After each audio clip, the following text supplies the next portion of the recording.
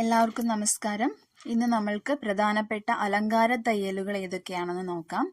ആദ്യമായി ബാക്ക് തയ്യൽ അഥവാ ബാക്ക് സ്റ്റിച്ച്. ഇതിനെ പിന്നോക്ക തയ്യൽ എന്നുകൂടി പറയപ്പെടുന്നു. ഈ സ്റ്റിച്ച് ഏകദേശം മെഷീൻ സ്റ്റിച്ച് പോലെ തന്നെ ഇരിക്കും കാണാനായിട്ട്. അതുപോലെ മെഷീൻ സ്റ്റിച്ച് ആരംഭിക്കുന്നതിന് മുമ്പ് തന്നെ വളരെ പ്രാധാന്യമുള്ള ഒരു സ്റ്റിച്ചായിരുന്നു ബാക്ക് സ്റ്റിച്ച്.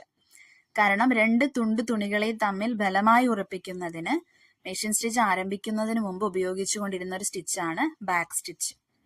ഈ തയ്യൽ വലത്തിൽ നിന്നും ഇടത്തോട്ടാണ് തുന്നുന്നത്. അതുപോലെ തന്നെ പുറകിൽ നിന്നും മുൻപോട്ട് കുത്തി തയ്ക്കുന്നതിനാൽ ഇതിനെ ബാക്ക് സ്റ്റിച്ച് എന്ന് പറയപ്പെടുന്നു. പുറകിൽ നിന്നും മുമ്പോട്ട് കുത്തി തയ്ക്കുന്നതിനാൽ ഇതിനെ ബാക്ക് സ്റ്റിച്ച് എന്ന് പറയപ്പെടുന്നു.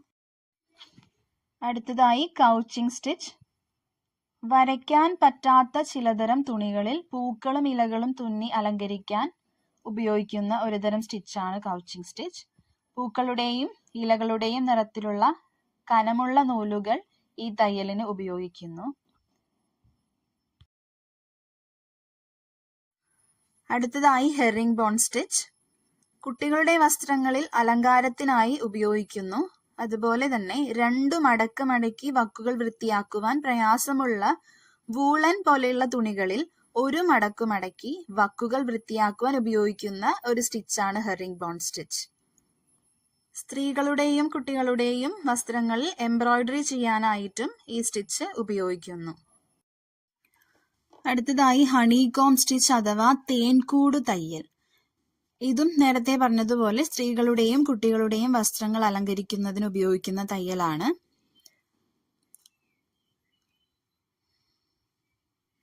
അടുത്തതായി ഫെദർ സ്റ്റിച്ച്.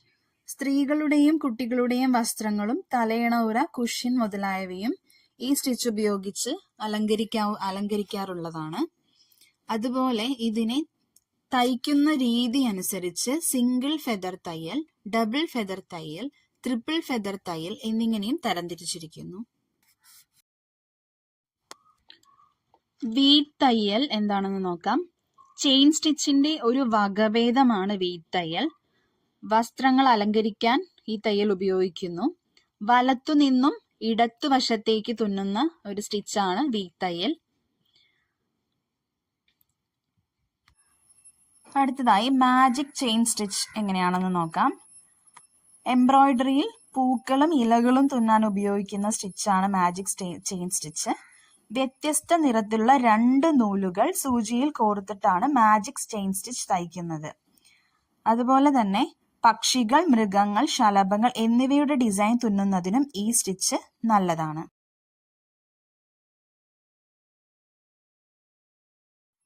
അടുത്തതായി ചെയിൻ സ്റ്റിച്ച്. ചെയിൻ സ്റ്റിച്ച് ഒരു ഡെക്കറേറ്റീവ് സ്റ്റിച്ച്. അതുപോലെ എംബ്രോയിഡറിയിൽ പൂക്കളും ഇലകളും തുന്നാൻ ഉപയോഗിക്കുന്ന സ്റ്റിച്ചാണ് ചെയിൻ സ്റ്റിച്ച്.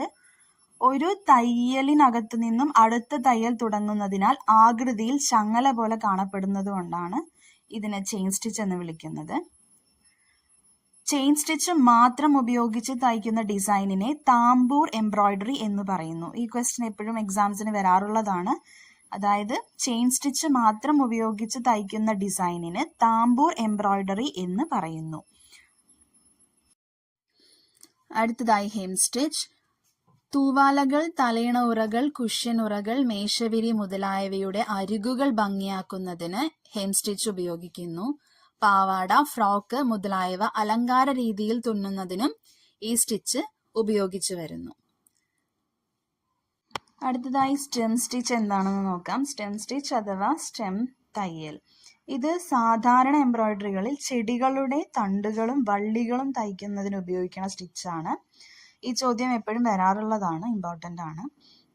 അതുപോലെ തന്നെ ഒരു നീണ്ട തയ്യൽ നല്ല വശത്തും, തുണിയുടെ നല്ല വശത്ത് നീണ്ട തയ്യലും തുണിയുടെ അടിവശത്ത് ഒരു ചെറിയ തയ്യലുമാണ് കാണപ്പെടുക. ഈ തയ്യൽ ഇടതുവശത്തു നിന്നും വലതുവശത്തേക്കാണ് തയ്ച്ചു പോകുന്നത്. അതുപോലെ പക്ഷികൾ, മൃഗങ്ങൾ, ശലഭങ്ങൾ എന്നിവയുടെ ഡിസൈൻ തുന്നുന്നതിനും ഈ സ്റ്റിച്ച് ഉപയോഗിക്കുന്നു. അടുത്തതായി സ്മോക്കിംഗ് തയ്യൽ അഥവാ സ്മോക്കിംഗ് സ്റ്റിച്ച്. ഇത് പെൺകുട്ടികളുടെ ഫ്രോക്കുകളിൽ പ്ലീറ്റുകളും ചുരുക്കുകളും വരേണ്ട ഭാഗങ്ങൾ അലങ്കരിക്കാൻ ഉപയോഗിക്കുന്ന ഒരു സ്റ്റിച്ചാണ്. കട്ടി കുറഞ്ഞ തുണികളിലും അതുപോലെ തന്നെ കട്ടി ഇടത്തരം കട്ടിയുള്ള തുണികളിലും പട്ടു തുണികളിലും ഈ സ്റ്റിച്ച് ചെയ്യാവുന്നതാണ്. സ്മോക്കിംഗ് ചെയ്യാനായിട്ട് feather stitch, stem stitch, chain stitch എന്നിവയാണ് ഉപയോഗിക്കുന്നത്.